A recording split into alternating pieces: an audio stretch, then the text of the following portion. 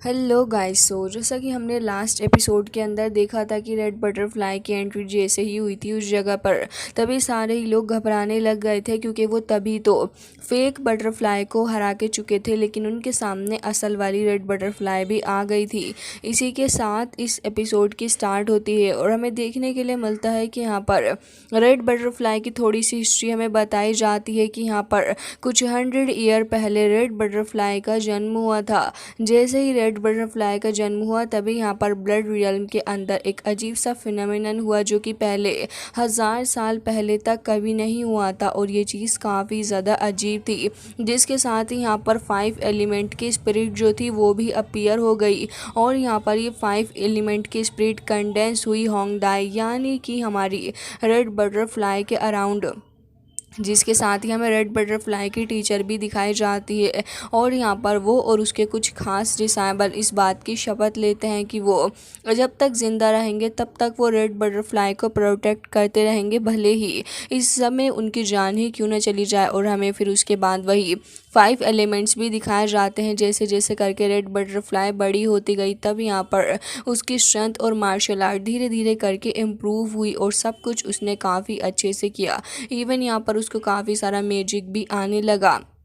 सारे ही लोग उसकी काफ़ी तारीफ़ किया करते थे, और वहाँ पर उस लेडी ने होंगदाई को अपना डिसाइबल भी चूज़ कर लिया था, और साथ ही यहाँ पर उसके साथ में अच्छी खासी बॉन्डिंग उसकी बन गई थी। साथ ही यहाँ पर उसने ये भी वचन लिया कि जब तक वो ज़िंदा है तब तक वो यहाँ पर होंगदाई को प्रोटेक्ट करेगी, अपनी जान देकर भी होंगदाई को प्रोटेक्ट करेगी।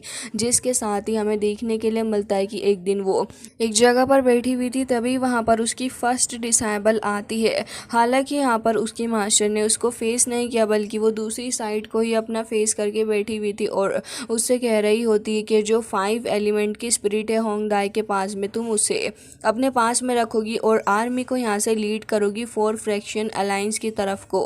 और साथ ही मैं तुमसे इस बात की पूरी उम्मीद रखती हूँ कि जो काम मैं तुमसे करने के लिए कहूँगी तुम वो काम करोगी। और ये कहने लग जाती है कि वैसे मैंने देखा कि अभी कुछ वक्त पहले ही रेड बटरफ्लाई जो है उसको काफ़ी ज़्यादा प्रॉब्लम हो जाएगी अगर वो आगे जाएगी, तो इस वॉर के अंदर मैं नहीं चाहती कि किसी भी तरीके से उसको कुछ हो। तो मैं समझती हूँ कि इस डिज़ास्टर से निपटने के लिए इकलौती तुम ही हो जो कि उसकी मदद कर पाएगी, तो तुम्हें वहाँ जाना होगा रेड बटरफ्लाई के बिहाफ पर। जैसे ही यहाँ पर इस मास्टर की फर्स्ट डिसाइबल ये बात सुनती है तो उसकी आंखों में आंसू आ जाते हैं। उसके लिए काफ़ी ज़्यादा हार्ट ब्रेकिंग मोमेंट था। तभी उसकी मास्टर ये कहने लग जाती है कि देखो, फ्यूचर के लिए बहुत ही ज़्यादा ज़रूरी है हमें रेड बटरफ्लाई को बचा के रखना होगा, क्योंकि ये उसके लिए और उसकी जान बचाने के लिए सिर्फ एक लौता कदम हो सकता है।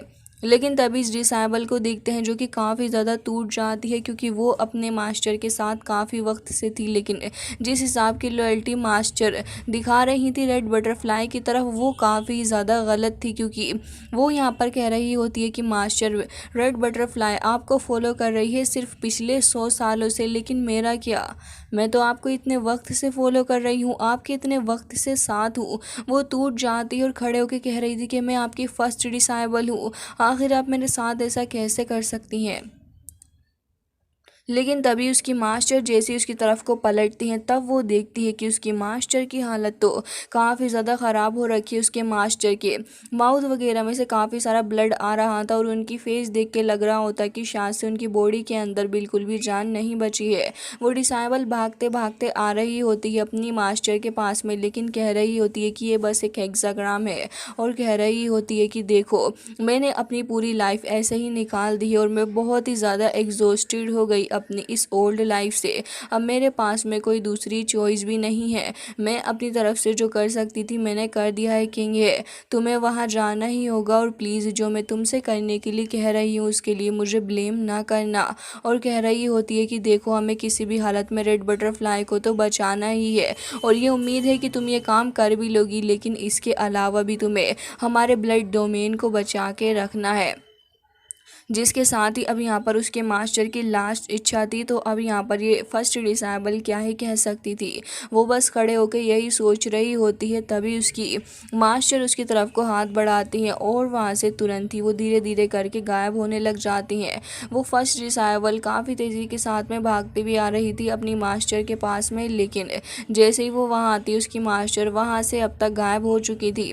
जिसके साथ ही बाहर खड़े हुए सारे के सारे डिसेबल्स मास्टर को श्रद्धांजलि देते हैं और फिर उसके बाद वहाँ पर सभी चुप गए थे। लेकिन दूसरी तरफ हमें देखने के लिए मिलता है कि यहाँ पर ये लड़की काफ़ी ज़्यादा रो रही होती है अपने मास्टर के जाने के बाद। वो काफ़ी दुखी थी लेकिन ख़ुद को संभालते हुए खड़ी हो जाती है और कहती है कि ठीक है, डिसेबल ने आपके ऑर्डर को मान लिया है। जिसके साथ ही प्रेजेंट का सीन दिखाया जाता है जहाँ पर हमें देखने के लिए मिलता है कि मिस्टर जाओ इस लड़की को रोकने के बाद अब यहाँ पर रेड बटरफ्लाई को देख रहा होता है। लेकिन रेड बटरफ्लाई के आक्रोश में जितने भी लोग आ रहे थे वो सभी धीरे धीरे करके ख़त्म होते जा रहे होते हैं। उन्हीं स्नेक क्रिएचर को देखते हैं जो कि डिसेबल्स को काफ़ी ख़तरनाक तरीके से मार रहे थे। एक बार में वो 10-15 डिसेबल्स को निपटा रहे होते हैं। मिस्टर जाओ जैसे ये चीज़ देखता है तो वो अपने होली ड्रैगन का सहारा लेता है और वो होली ड्रैगन काफ़ी तेज़ी के साथ में काफ़ी पावर को फॉर्म करते हुए इस मेन फॉर्मेशन के ऊपर अटैक करता है, जिससे कि ये फॉर्मेशन कमज़ोर हो और ये लोग जिससे कि ये मेन फॉर्मेशन कमज़ोर हो जाए। और उसके बाद हमें देखने के लिए मिलता है कि वो ऐसा करने में कामयाब भी हो रहे थे। ड्रैगन काफ़ी तेज़ी के साथ उन क्रिएचर को ख़त्म कर रहा होता है एंड यहाँ पर ये एलिफेंट वॉरियर भी मौजूद थे जो कि उसे रोकने की कोशिश कर रहे थे। तभी मिस्टर जाओ को देखते हैं जो कि वहाँ पर मौजूद थे। हालांकि यहाँ पर तभी ये सारे के सारे लोग हैरान हो जाते हैं जब रेड बटरफ्लाई यहाँ पर एंट्री मारती है और अब कह रही थी कि यहाँ पर जो मेरी हेल्प करने के लिए आया है मैं उम्मीद करती हूँ कि आज मैं उससे बिल्कुल भी हताश नहीं होंगी। जाओ और जाके सबसे पहले उस ब्लू ड्रैगन को ही मार डालो। जैसे ही वो बंदा इसकी ये बात सुनता है तो वो तुरंत ही काफ़ी तेज़ी के साथ में आगे बढ़ता है। ये बंदा कहीं और से नहीं बल्कि सुजाकू आर्मी से ही आया हुआ था और काफ़ी ज़्यादा ख़तरनाक होता है, जिसे देखने के बाद बाकी सारे लोग भी घबरा गए थे। लेकिन वो बंदा कहता है कि घबराने की ज़रूरत नहीं क्योंकि मैं आज इसको ख़त्म कर डालूंगा। मिस्टर जाओ शील्ड बना के अपने ड्रैगन को बचाने की भी कोशिश करता है बट वो ऐसा कुछ नहीं कर पाता। और साथ ही हम ये भी देखते हैं कि यहाँ पर एक स्पिरिचुअल हैंड आता है जो कि मिस्टर जाओ को तो पीछे हटा ही देता है। वांगलिन भी ये सब कुछ देख रहा था लेकिन तभी वो बंदा मिस्टर जाओ को काफ़ी बुरे तरीके से अटैक करता है। उसके ब्लड की काफ़ी सारी ड्रॉप्स वो निकाल लेता है, जिसके बाद उस ड्रैगन के ऊपर अटैक करता है और अब इस ड्रैगन की हालत ख़राब होने लगी थी। मिस्टर जाओ तो वहीं पर गिर जाता है और हमें देखने के लिए मिलता है कि यहाँ पर ये सुजाकू डीमन जो था उसने उस ड्रैगन के ऊपर काफ़ी बुरे तरीके से अटैक करना शुरू कर दिया था। ड्रैगन को काफ़ी पेन हो रहा होता है, वो वहाँ से भागने की कोशिश कर रहा था। लेकिन तभी ये बंदा कहता है कि नहीं, तुम्हें परेशान होने की ज़रूरत नहीं कि आज के बाद से तुम्हें तो इस वर्ल्ड को प्रोटेक्ट करना ही नहीं पड़ेगा। ड्रैगन को काफ़ी पेन हो रहा था लेकिन एक स्पिरिचुअल क्रेक के थ्रू उसकी सोल को वहाँ से ले जाता और उसकी बॉडी वहाँ पर स्टोन्स के अंदर तब्दील होकर वहीं गिर गई थी। जैसे ही आसपास के कल्टीवेटर्स ये नज़ारा देखते हैं तो वो घबरा चुके थे और अब वो यहाँ से भागना शुरू करते हैं काफ़ी सीरियस होकर, क्योंकि कंट्री को प्रोटेक्ट करने वाला ड्रैगन ही यहाँ नहीं रहा तो अब इनका क्या ही होएगा। वांगलिन भी सब कुछ देख रहा था और कह रहा था कि ये तो काफ़ी ख़तरनाक सिचुएशन है। साथ ही हमें देखने के लिए मिलता है कि कुछ कल्टीवेटर्स यहाँ पर मारे भी जा रहे थे लेकिन आधे से ज़्यादा भी यहाँ से भागने लगे होते हैं। लेकिन तभी रेड बटरफ्लाई जो कि यहाँ पर मौजूद काफ़ी सारे लोगों के ऊपर बहुत ही ज़्यादा गुस्सा थी। सबसे पहले तो वो अपने 5 एलिमेंट की पावर का इस्तेमाल करते हुए उस बेल के थ्रू अपने सारे ही बीस्ट को आज़ाद करवाती है, जहाँ पे किक करके सारे ही बीस्ट आज़ाद हो गए थे। लेकिन वो ये नोटिस करती है कि यहाँ पर उसका एक एलिमेंट मिसिंग है। ये देखने के बाद तो वो थोड़ी हैरान थी और यहाँ पर एक बेल को भी तोड़ती है लेकिन उसका अर्थ वाला एलिमेंट नहीं मिल रहा था। तभी हमें देखने के लिए मिलता है कि वो लाइन आगे बढ़ता है और तुरंत ही यहाँ पर एक एल्डर के ऊपर अटैक कर देता है। और ये एक बीस्ट इतना ज़्यादा पावरफुल है कि अकेला एक एल्डर के ऊपर अटैक करके उसको ख़त्म करने के लिए इनफ है, जिसके साथ बाकी सारे बीस्ट भी ऐसे ही तबाही मचाने लग जाते हैं और यहाँ पर किसी भी कल्टीवेटर्स को छोड़ने का नाम नहीं ले रहे थे।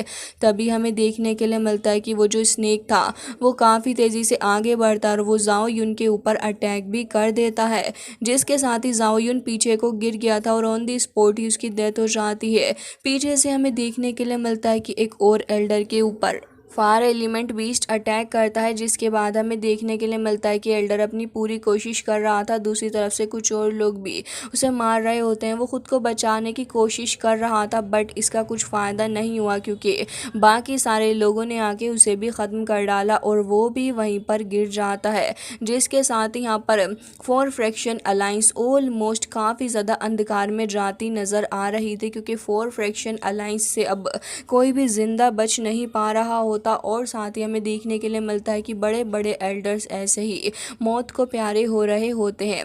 वांग लिन भी सब कुछ देख रहा था और कह रहा होता है कि फॉर्चुनेटली हेवन एंड अर्थ की जो एनर्जी थी वो मेरे पास में, अदरवाइज वरना तो मैं यहाँ पर सर्वाइव ही नहीं कर सकता था। वांग लिन को भी इस जगह की सीरियसनेस समझ में आ रही थी और कह रहा होता है कि जाओ वुताई ने भी बैटल फील्ड को इस तरीके से छोड़ा है। साथ ही वांग लिन तुरंत ही अपने उसी हेड को निकाल लेता है, क्योंकि अब सिचुएशन काफ़ी वर्स्ट होने वाली है। जिसके साथ ही हमें देखने के लिए मिलता है कि यहाँ पर वांग लिन जो था वो अभी उसी केव में होता है, लेकिन तभी जाओ वुताई को देखता है जो कि केव के पास में वहीं छिपा हुआ था। जिसके साथ ही जाओ वुताई भी वहीं मौजूद होता है और जैसे ही वो देखता है कि यहाँ पर कोई मौजूद है तो वो अपनी पावर को भी इकट्ठा करने लग जाता है। वो वांग लिन को अपना दुश्मन समझ रहा था और कैप की वजह से नहीं पहचान रहा था कि ये कौन है, लेकिन वांग लिन यहाँ पर आगे बढ़ता है और हमें देखने के लिए मिलता है कि वांग लिन को देखने के बाद वो तुरंत ही अपनी पावर को ख़त्म करता है और कह रहा था कि मैंने ये एक्सपेक्ट नहीं किया था कि तुमसे यहाँ पर मुलाकात होगी ब्रदर वांग। और साथ ही उसकी हालत काफ़ी ख़राब थी। तभी वांग लिन को नज़र आ जाता है कि यहाँ पर उसके जो बेल्ट है उसके अंदर से कुछ एनर्जी निकल रही है और तभी जाओ वुताई भी उस एनर्जी की तरफ को देखने लग जाता और कह रहा था कि ये रैन कॉल्ड्रन, शायद तुम इसकी तरफ को देख रहे हो, मैं इसे अफोर्ड ही नहीं कर सकता वो अपने पास में रखना। इसकी वजह से पूरी की पूरी फोर फ्रैक्शन अलायंस की हालत हो गई। हमारी पूरी की पूरी फोर फ्रैक्शन अलायंस तक इसको रखना अफोर्ड नहीं कर पाई। ब्रदर वांग, मुझे लग रहा है कि शायद आपको ये चाहिए, तो फिर ठीक है मैं आपको इसे दिए देता हूँ। और वो काफ़ी इज्जत के साथ में वांग लिन को ये चीज़ दे देता है और कह रहा था कि ठीक है अभी तुम्हारी डेस्टिनी के ऊपर डिपेंड करता है कि अब आगे क्या होगा। और वो काफ़ी ज़्यादा थक चुका था तो फिर वहीं पर वो बैठ जाता है। हालांकि वांग लिन को देखता है जो कि यहाँ से चला गया था, लेकिन उसके लिए एक एलिक्सर छोड़ के जाता है। जिसके बाद वांग लिन कहता है कि एलिक्सर तुम अपने पास में रख लो, ये हेल्प करेगा तुम्हें रिकवर करने के लिए। और अब वांग लिन वहाँ से निकल जाता है काफ़ी तेज़ी के साथ में। हालांकि हमें देखने के लिए मिलता है कि जैसे ही वांग लिन वहाँ से जा रहा था तभी वांग लिन को समझ में आ जाता है कि यहाँ पर कुछ ना कुछ बड़ी प्रॉब्लम होने वाली है। वांग लिन के सामने काफ़ी ज़्यादा ख़तरनाक सा बड़ा सा टार आके खड़ा हो जाता है। वांग लिन पीछे को हट गया था, लेकिन तभी एक एल्डर लेडी वहाँ जाती है और तुरंत ही अटैक करते हुए वांग लिन से कहती है कि मैं तुम्हें ज़िंदा नहीं छोड़ूंगी। वांग लिन वहाँ से बच जाता है, लेकिन उसके अटैक्स काफ़ी ज़्यादा स्ट्रॉन्ग थे। वांग लिन अपनी स्पीड का इस्तेमाल करते हुए वहाँ से बचने की कोशिश तो कर रहा था, बट वो ऐसा कर नहीं पा रहा होता।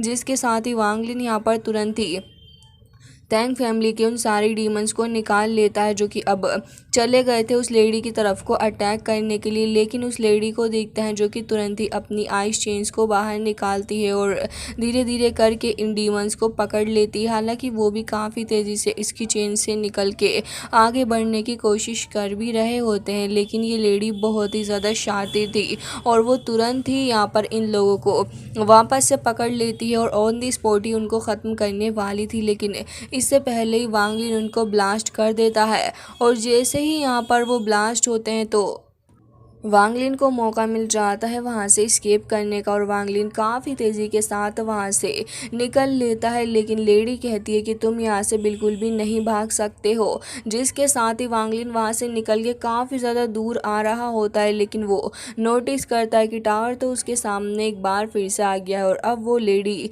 काफ़ी गुस्से से आगे बढ़ रही होती है। जैसे जैसे वो आगे बढ़ रही थी वैसे ही यहाँ पर वांग लिन की तरफ को काफ़ी सारे आइस क्रिस्टल्स भी आगे बढ़ रहे होते हैं। तभी वांग लिन टैंग फैमिली के कोर काफ़ी ज़्यादा स्ट्रॉन्ग डीमन को बाहर निकालता है और अब वो डीमन जो था वो वांग लिन को प्रोटेक्ट कर रहा था और वांगलिन कह रहा होता है कि लेडी बहुत ही ज़्यादा स्ट्रांग है और ये डीमन बॉडी इसको ज़्यादा देर तक नहीं रोक पाएगी, मुझे यहाँ से बाहर निकलना होगा। और कह रहा होता है कि अगर आज मैं यहाँ से बाहर नहीं निकल के जा पाया तो फिर मेरे लिए काफ़ी प्रॉब्लम है। वो तुरंत ही यहाँ पर उस डीमन के ऊपर अपनी काफ़ी सारी पावर को डालता है, जिसके बाद हमें देखने के लिए मिलता है कि डीमन काफ़ी तेज़ी से आगे बढ़ता है लेडी के ऊपर अटैक करने के लिए। लेडी तुरंत ही एक फॉर्मेशन बना लेती है, जिसके बाद वो यहाँ पर उस डीमन को सारी फॉर्मेशन के थ्रू रोकने की कोशिश कर रही होती है। डीमन भी काफ़ी ज़्यादा अग्रेसिव नज़र आ रहा था, क्योंकि वांगलिन ने उसमें अपनी खुद की भी कुछ पावर डाली होती है। लेकिन अभी फ़िलहाल ये लेडी काफ़ी ज़्यादा काम नज़र आ रही थी, लेकिन वांगलिन भी यहाँ पे देखने के लिए मिलता है कि पूरे एफर्ट्स डाल रहा होता है इस लेडी की चुंगल से बाहर निकलने के लिए, और वहाँ से एक बार फिर से टेलीपोर्ट थोड़ा दूर को आ जाता। और वांगलिन कह रहा था कि इसके चुंगल से निकलना काफ़ी ज़्यादा मुश्किल है, और अब वांगलिन अपने रिस्ट्रिक्शन फ्लैग को निकाल लेता है, और अब वांगलिन यहाँ पर अपनी हेवनली ट्रिब्यूलेशन को समन करता है, उसके अंदर अपनी कॉन्शियसनेस को भी डालता है, जिसके साथ ही हमें देखने के लिए मिलता है कि अब ये फ्लैग पूरे तरीके से एक्टिवेट हो चुका था। जैसे ही ये लेडी यहाँ पर इस फ्लैग को देखती है, पहले तो वो कुछ भी नहीं समझ पाती कि आखिर यहाँ पर क्या हो रहा है, लेकिन जैसे ही वहाँ पर हेवनली ट्रिब्यूलेशन अपीयर होने लग जाती है, तब यहाँ पर इस लेडी की हालत ख़राब होने लगी थी। और दूसरी तरफ इस हेवनली ट्रिब्यूलेशन को देख के वो सुजाकू डीमन भी काफ़ी ज़्यादा हैरान होता है। ये लेडी के एक्सप्रेशन अब काफ़ी ज़्यादा घबराए भी हो गए थे और डरते हुए वहाँ से निकलने की कोशिश कर रही थी, लेकिन अब क्या ही फ़ायदा। जिसके साथ ही अब हमें देखने के लिए मिलता है कि यहाँ पर वांगलिन हेवनली ट्रिब्यूलेशन को रेडी कर लेता है। लेडी अब काफ़ी ज़्यादा डर चुकी थी, तुरंत ही अपने टार के अंदर चली जाती है और अपने आप को बचाने की पूरी कोशिश कर रही थी, लेकिन अब इसका क्या ही फ़ायदा। वांगलिन अपने फ्लैग को लेता और काफ़ी तेज़ी के साथ उसके टावर के ऊपर ही फेंक के मार देता है, जिसके बाद उसका टावर ही ब्लास्ट कर जाता है और साथ ही काफ़ी ज़्यादा दूर तक ये ब्लास्ट फैलता भी है, क्योंकि वो हेवनली ट्रिब्यूलेशन के थ्रू जो अटैक हुआ था। जिसके बाद हम देखते हैं कि यहाँ पर वांगलिन के खुद के मुँह से भी ब्लड आ रहा होता है और वांगलिन देखता है कि यहाँ पर काफ़ी बड़ा सा एक गड्ढा भी हो गया है। लेकिन तभी वांगलिन नोटिस करता है कि यहाँ पर कोई और भी आ रहा है, तो वांगलिन तुरंत ही तियानिन पल के अंदर जाके छिप जाता और कह रहा था कि ओ नो, ये तो यहाँ पर वो डीमन आ रहा है कि उसने इस क्लाइमेटी को नोटिस कर लिया। तभी हम देखते हैं कि वो डीमन यहाँ पर आ जाता और कह रहा था कि डियर फ्रेंड, आप कहाँ पर है? मैं चाहता हूँ कि आप यहाँ पर एक बार फिर से आएँ और इस हेवनली ट्रिब्यूलेशन को मेरे ऊपर इस बार कर दो। वांगलिन इस पागल आदमी की बातें सुन के थोड़ा हैरान होता और कह रहा था कि क्या ये मेरी हेवनली ट्रिब्यूलेशन को झेल सकता है? इसको मेरी हेवनली ट्रिब्यूलेशन की ज़रूरत है। जिसके साथ ही वांगलिन इसके बारे में सोचने लग जाता है, लेकिन तभी यहाँ पर हमें देखने के लिए मिलता है कि वांगलिन उसकी कोई भी मदद नहीं करता और ये सीन कट हो जाता है। और उसके बाद हमें डायरेक्ट ये बताया जाता है कि इसी तरीके से पूरी की पूरी 4 फ्रैक्शन अलायंस ही हार चुकी थी, क्योंकि जब सारे ही अदर कल्टीवेटर्स जितने भी एल्डर्स थे वो सभी मारे गए, तो अब भला कैसे 4 फ्रैक्शन अलायंस का नाम इस जगह पर रह सकता था। स्नो एंड मून कंट्री का नाम यहाँ पर आ गया था और साथ ही जितने भी मॉन्क्स वगैरह थे वो वहाँ से भागने की कोशिश तो कर रहे थे, लेकिन जो भी ब्लड डोमेन की चपेट के अंदर आता वो सारे के सारे ऐसे ही मारे जाते। हालांकि काफ़ी सारों ने अपनी आइडेंटिटी को हाइड कर लिया और यहाँ पर अलग तरीके से रहने लगे, लेकिन ज़्यादा की तो हत्या ही हो गई। जिसके बाद डायरेक्ट अब 5 साल बाद का सीन हमें दिखाया जाता है, जहाँ पर वांगलिन अभी उस तियानिन पर्ल के अंदर था और हमें देखने के लिए मिलता है कि वांगलिन ये कह रहा था कि इस पर्ल ने हेवन एंड अर्थ की ग्रेट एनर्जी एंड एट्रीब्यूट्स को अपने अंदर कंज्यूम कर लिया है। जिसके साथ ही वांगलिन ये भी कह रहा था कि वैसे यहाँ पर इसके अंदर ट्रेसेस भी हैं कुछ स्पिरिचुअल पावर के। हालांकि वांगलिन ये कह रहा होता है कि वैसे ये जो 5 एलिमेंट हैं ल्यूमिनस है और साथ ही इनकी खुद की जो एनर्जी है वो इनके अंदर मौजूद है। इसके अलावा वांगलिन ये कह रहा होता है कि खैर वैसे तो मैं इसका इस्तेमाल अभी नहीं कर सकता हूँ, क्योंकि मुझे इंतज़ार करना होगा कि कब ये 5 एलिमेंट्स पूरे तरीके से कंप्लीट होंगे और कब मैं यहाँ पर इस हेवनली पर्ल का इस्तेमाल कर पाऊँगा, क्योंकि जब तक ये अपने मास्टर को रिकॉग्नाइज़ नहीं कर लेती तब तक इसका जो असल मैजिक है वो रिवील नहीं होगा। जिसके साथ ही वांगलिन यहाँ पर इस तियानिन पर्ल को एक बार फिर से देखता और कह रहा था कि ऐसा अब तो नहीं हो सकता, फ़िलहाल के लिए मुझे यहाँ से निकल के जाना होगा। और हमें देखने के लिए मिलता है कि वांगलिन यहाँ से अब बाहर की तरफ को आ गया था, क्योंकि पूरे 5 साल बीत चुके होते हैं। तो तब यहाँ पर हमें नई स्नो मून कंट्री दिखाई जाती है और वांगलिन इसको देख के काफ़ी हैरान था, क्योंकि काफ़ी ज़्यादा हैवी तरीके से इन लोगों ने अपनी प्रोग्रेस को किया था। इतना तो वांगलिन ने भी एक्सपेक्ट नहीं किया था कि लोग इतनी ज़्यादा तेज़ी के साथ में प्रोग्रेस करेंगे। वांगलिन इस चीज़ को देखकर हैरान था कि यहाँ पर काफ़ी बड़े बड़े से स्टेचूज़ वगैरह मौजूद होते हैं और यहाँ पर इस कंट्री के अंदर काफ़ी सारे लोग भी आकर रहने लगे हैं, जो कि काफ़ी ज़्यादा हैरानी भरी बात है। लोग तो यहाँ पर काम वगैरह भी कर रहे हैं और काफ़ी सारे आइस के बड़े बड़े पीसीस का काम मेनली यहाँ पर चल रहा है। लोग इधर से उधर आइस के पीसीस लेकर ही जा रहे हैं। वांगलिन भी अब इस जगह पर आ जाता है और अपने आसपास देखने लग जाता है कि आखिर यहाँ पर माजरा क्या है और असल में यहाँ पर चल क्या रहा है।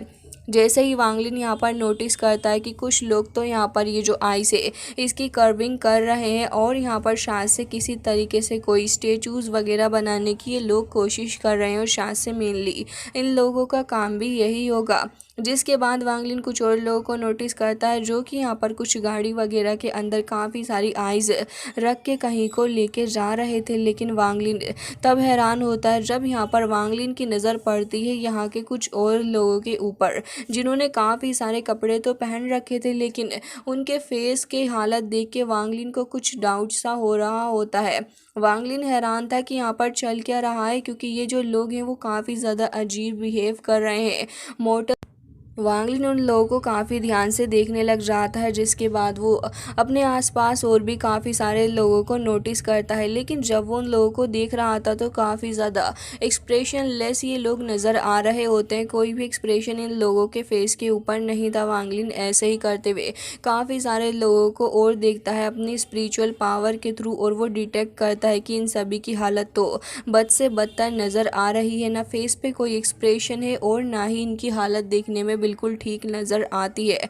जिसके साथ ही यहाँ पर वांगलिन इनको देख के हैरान होते हुए ये कहने लगा था कि तो क्या असल में ये लोग मोर्टल हैं? तो क्या इस प्लेस के अंदर मोर्टल्स भी रह रहे हैं? इस प्लेस पर मोर्टल्स का रहना वांगलिन के लिए काफ़ी ज़्यादा हैरानी भरी बात थी, क्योंकि जब यहाँ पर स्नो मून कंट्री ने अपनी स्नो को फैलाना शुरू किया था तो वांगलिन के साथ के जितने भी मोर्टल्स थे वो सारे के सारे मारे गए थे। लेकिन अब जब वांगलिन यहाँ पर आया है तो मोर्टल्स तो यहाँ पर मौजूद हैं और ज़िंदा भी हैं। ये चीज़ वांगलिन को काफ़ी ज़्यादा हैरान कर देती है और वांगलिन कह रहा था कि क्या ये जगह लाइफ से फुल है? आखिर यहाँ पर चल क्या रहा है और क्या यहाँ पर आके डेथ से बचा जा सकता है?